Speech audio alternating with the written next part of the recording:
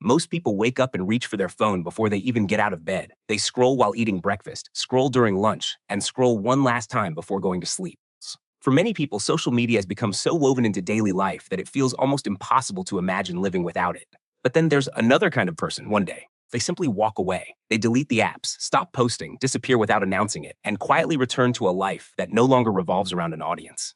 Most people assume they're depressed, antisocial, bitter, or trying to make some dramatic statement. But what if walking away from social media isn't really about escaping people? What if it reveals something much deeper about the way the human mind works? Because psychology suggests that people who leave social media often aren't rejecting connection at all. They're rejecting something entirely different. Today, we'll explore 7 psychological patterns that many of these people quietly share. And one of them might explain you better than you expect. The first pattern is that they become tired of performing their lives. Social media slowly changes the way many people experience the world. Instead of asking, "Did I enjoy this moment?" the brain gradually starts asking, "Would this make a good post?" Life becomes something to document instead of something to fully experience. Psychologists often describe this as a shift from internal satisfaction to external validation. Happiness begins depending less on the experience itself and more on how that experience is received by other people. A beautiful sunset becomes content. Dinner becomes content. A vacation becomes content. Even moments of peace start feeling incomplete unless they're shared, eventually. Some people realize they've been living with an invisible audience inside their minds. They imagine reactions before they even make decisions. They frame memories as potential posts instead of personal experiences. Walking away from social media is often less about deleting an app than removing that invisible audience. For the first time in years, experiences become private again. Moments belong to them rather than to everyone watching. The second pattern is that their reward system begins to change. Every notification creates anticipation. Every like delivers a tiny reward. Every refresh offers the possibility of something new. This isn't because people are weak. It's because the human brain naturally adapts to intermittent rewards. The problem is that over time, constant stimulation begins to reshape attention itself. Reading becomes harder. Quiet conversations feel less engaging. Moments of stillness become uncomfortable because the mind has learned to expect continuous novelty. Some people eventually notice this happening. They realize they can no longer enjoy ordinary life without reaching for their phone. So instead of chasing another dopamine hit, they make a decision that feels surprisingly uncomfortable at first. They choose boredom.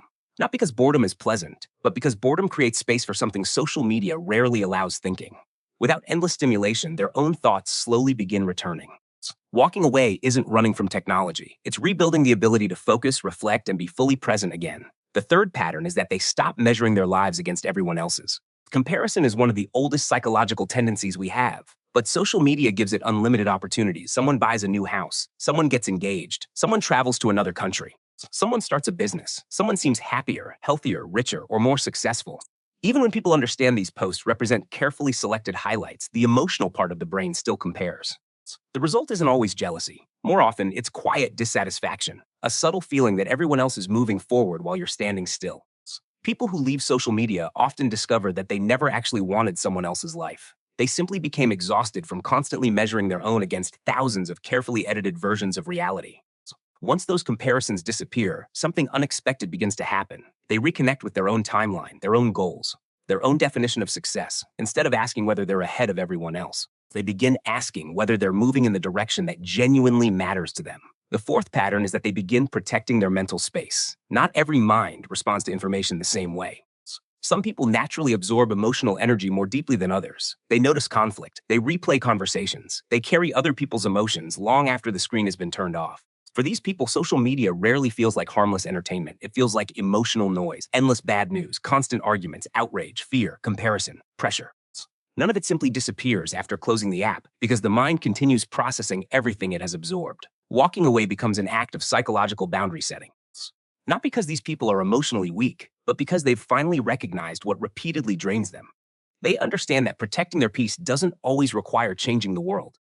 Sometimes it only requires becoming more intentional about what enters their mind each day. The fifth pattern is that they begin choosing real presence over constant visibility.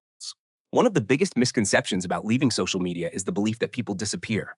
In reality, many of them don't disappear at all. They simply become harder to observe. Their friendships often become smaller, but those relationships become deeper. Their conversations become longer. Their memories become less documented but more fully lived. Ironically, many people report feeling more connected after becoming less visible online because genuine connection has never depended on constant updates. It depends on attention, curiosity, trust, and time.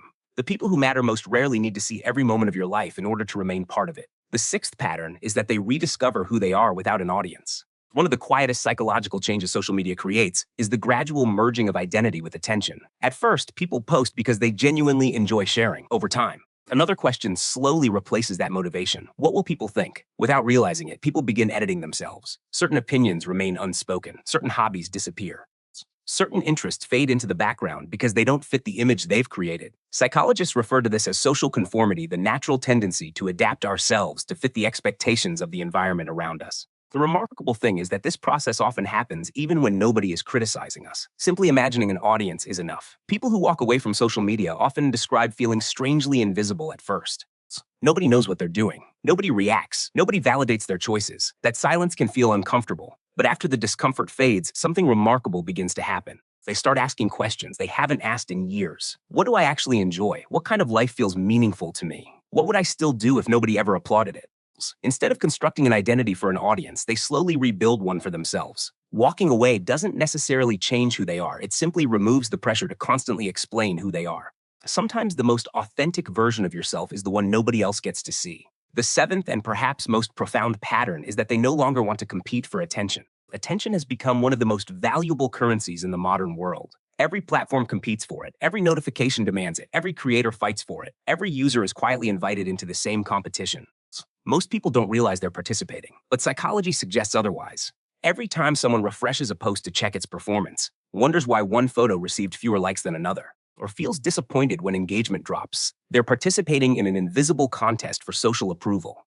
The strange thing about this competition is that there is no finish line. No matter how much attention someone receives today, tomorrow the algorithm starts over. Yesterday's success quickly disappears. Likes fade. Stories expire. Trends move on. The emotional habit of seeking approval, however, often remains. Many people who eventually leave social media realize they were playing a game that could never truly be won, not because they lacked followers or popularity, but because they grew tired of measuring their worth through numbers that vanished almost as quickly as they appeared.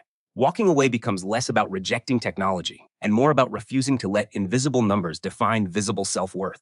Instead of asking, "Did people like what I shared?" they begin asking a far more important question: "Did this feel true to me?" That shift changes much more than their online habits. It changes how they make decisions, how they build relationships, and how they define success. Because people who no longer compete for attention often discover something surprisingly freeing. Peace isn't found when everyone notices you. Sometimes it's found when you no longer need them to. Walking away from social media doesn't automatically make someone happier, just as staying on social media doesn't automatically make someone shallow. Psychology rarely works in absolutes, but for many people, leaving social media isn't an act of isolation. It's an act of realignment, a decision to reclaim attention, protect emotional energy, experience life without an audience, and remember what it feels like to fully live a moment before thinking about sharing it. If these patterns felt familiar, you may not have been escaping people at all. You may simply have been trying to hear your own mind again. So now we'd love to hear from you. Have you ever walked away from social media, even for a little while? And if so, which of these 7 psychological patterns felt most like your own experience?